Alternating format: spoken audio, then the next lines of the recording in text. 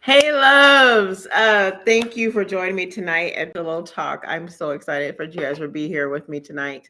I'm sorry, I'm like a minute late tonight. We have started our holiday season and we were out at a holiday party. And so we came back really quick so that I could come and I could share this wonderful information with you guys. So I'm very happy.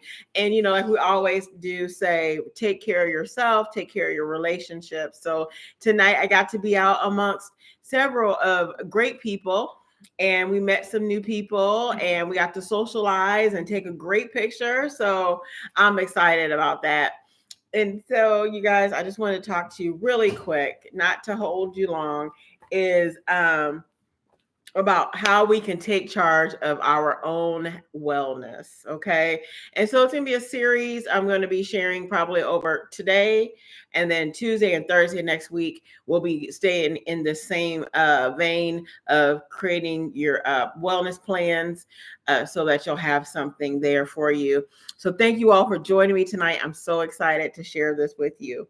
All right. So when we talk about taking charge of your own wellness, we're talking about not ignoring what your doctor is telling you to do, not ignoring, the specialist and all that, but how do you implement those things that your doctors and that your health is dictating for you to do, like the new goals and stuff, even things you have for your personal life. We went over the circle, and there may be some things in your spirituality, your extra that you need to exercise, or you're looking at your career or finances or whatever it is for you, and you want to set some goals. For the first step of taking charge of your wellness is to set some goals. Okay. So we don't want to set goals that are way just astronomically high, because otherwise you may not, if you don't achieve them, you may just stop trying to altogether.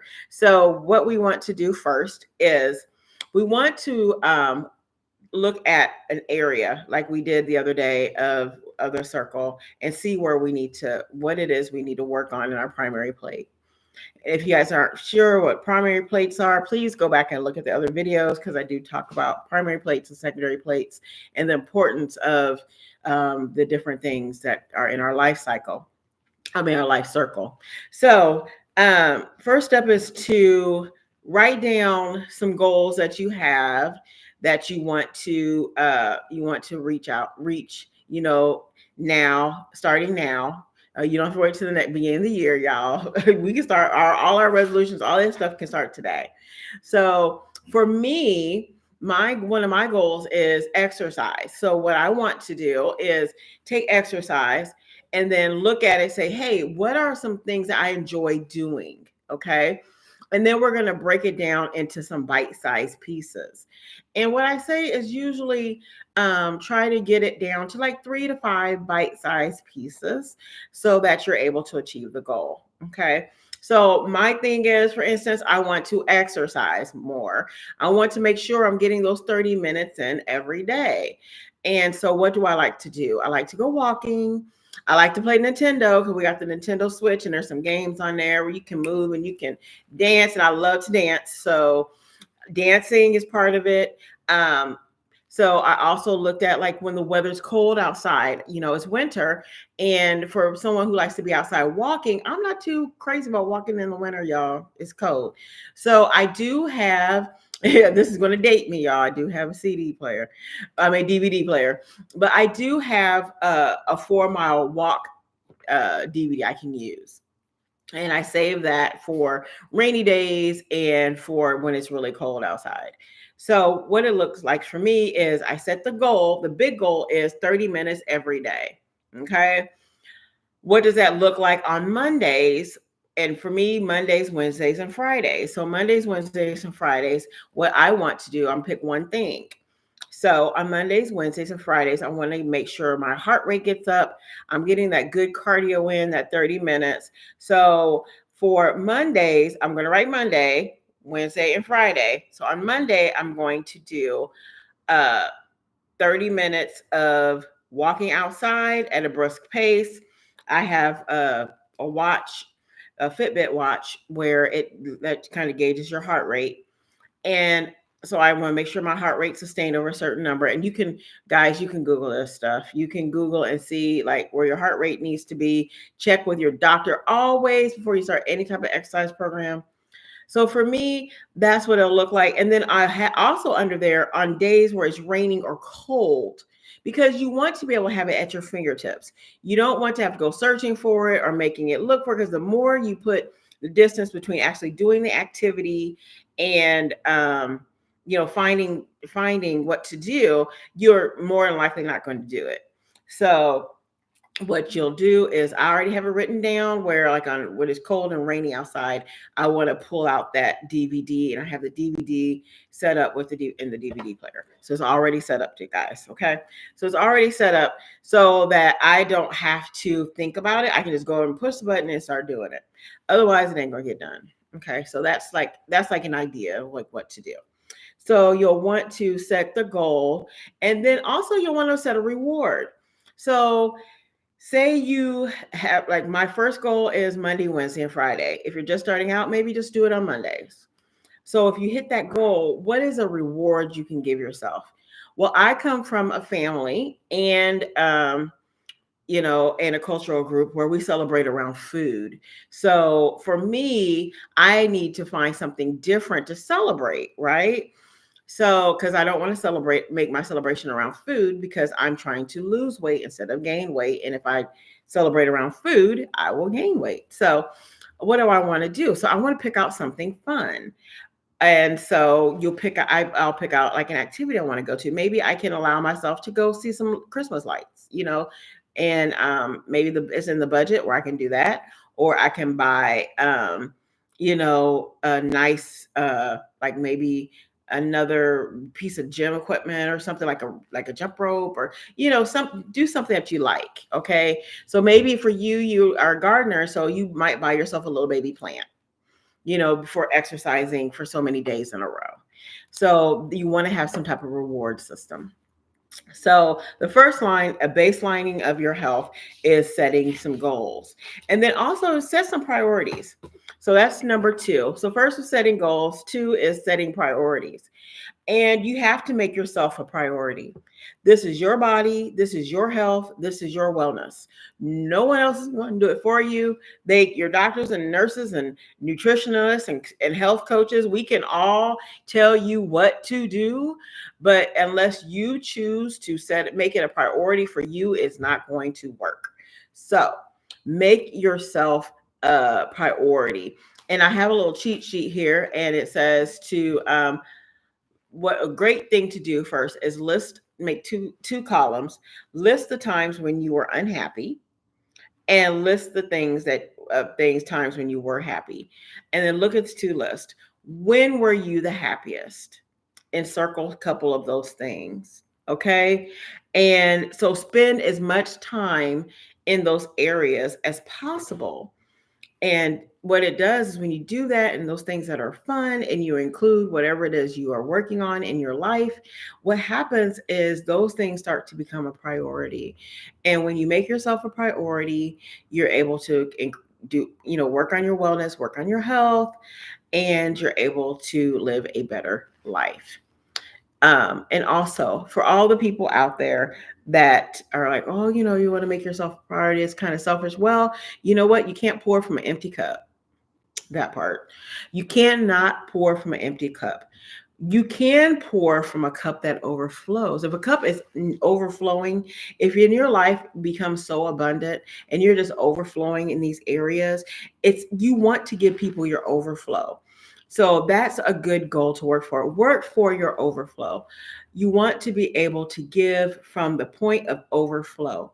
And I say that because if you're pouring from a cup that has just enough, eventually that cup will be empty and you'll be running on empty. And we don't want to do that in this new year. We don't want to do that at the remaining of this year. We want to pour from full cups. Okay, the cups that are overflowing, because we want to give people our overflow. That's where your blessing is. That blessing, when your cup starts to overflow, that's the blessings coming out. And you want to be able to give those blessings to others. Okay. So number two, and so I'm just going to leave you with one last thing because I don't want you to there's several different points, several different steps in the process of um, creating a wellness health plan for yourself. So the next step is to identify harmful patterns.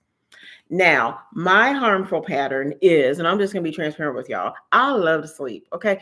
Morning time is a tough time for me. I love to sleep in, especially when I done got all cozy. I'm in that bed, the covers are feeling nice. That's what I want to do. Okay. I want to be cozy. And so for me, people are like, well, that's not harmful, Chris. Well, it is if you do it too long. You know what I mean? Because then what happens is if I stay in the bed too long, then by the time I get up and get ready for work, I'm rushing and then I jump in online for work. And what happens, that time of where I would have spent in meditation, I would have spent in my word, I would have spent maybe exercising, that time is gone. So what happens?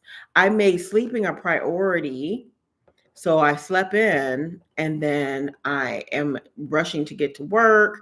And then when I get online for work, because I have to hit that 8 o'clock. I have to be there 8 o'clock. Bam. I need to be there on systems up, ready to take that call, ready to help my people on my list.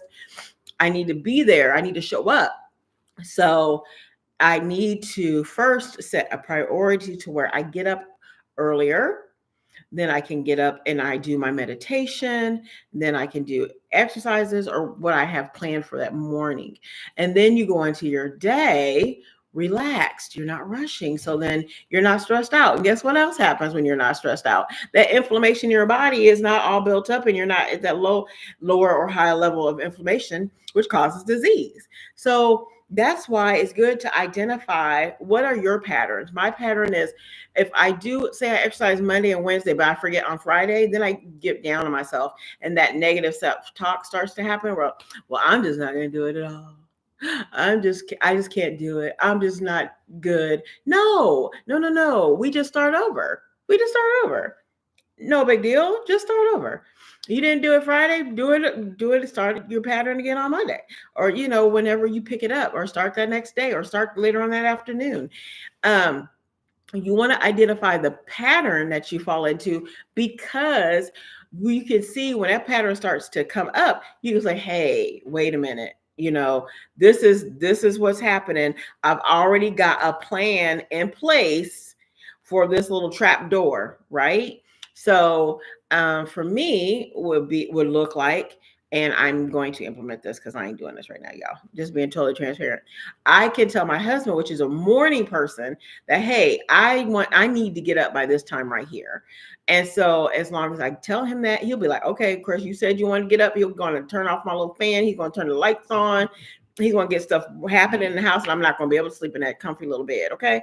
So that, have an accountability partner, making sure you know what patterns you have, so that you and have a something in place for that pattern. So for me, if I want to sleep in, I have something in place where I cannot sleep in past this time. Okay. So that's why it's good to identify harmful patterns, so that you have something to counteract that. So when that pattern starts to appear, you can go ahead and put in place that thing that you had decided that you were going to do, so that you can overcome that pattern. Okay. So that's all I had to share with y'all tonight. I have a bunch more steps. Well, actually, there's just a couple more steps in the guide for taking charge of your wellness. After we finish those next week, I do want to jump into creating a daily habit. So we'll look at that next, as we're creating a daily habit after we finish our our steps for taking charge of your wellness. Okay. So I am going to say goodbye. Thank you all for showing up tonight. Before we leave, we always got to do our breathing exercise, guys. We're going to bring it down. Let's sit up tall. Stretch that spine out. Make it feel good. Wiggle those shoulders. Let's rotate it back. Let's rotate it forward. And like I said, I am Christina Hill, your health and wellness coach. And in January, I will begin taking clients so that I can help you all set goals for better health. Okay. And our book, don't forget, y'all, it comes out beginning of the year. We're going to have those food tips. We're going to have those recipes to get y'all right and snatched in this new year. Okay. We all will be snatched. Anyway, y'all, I love you. All right. Let's go ahead and breathe. All right. Let's breathe in. 1, 2, 3, 4. Hold. 1, 2, 3, 4. Release. 1, 2, 3, 4. Do nothing. 1, 2, 3, 4. Breathe in. 2, 3, 4. Hold. 1, 2, 3, 4. Release. 1, 2, 3, 4. Do nothing. 1, 2, 3, 4. Breathe in. 1, 2, 3, 4. Hold. 1, 2, 3, 4. Release. 1, 2, 3, 4. Do nothing. 1, 2, 3, 4. Last time. Breathe in big, guys. Big. Breathe in. 1, 2, 3, 4. Hold. 1, 2, 3, 4. Release. 1, 2, 3, 4. Do nothing. 1, 2, 3, 4. All right, guys. I love you all. Thank you all for showing up tonight. If you're watching this on replay, please like, subscribe, and share, because sharing is caring, y'all. I love you. Have a good night. God bless.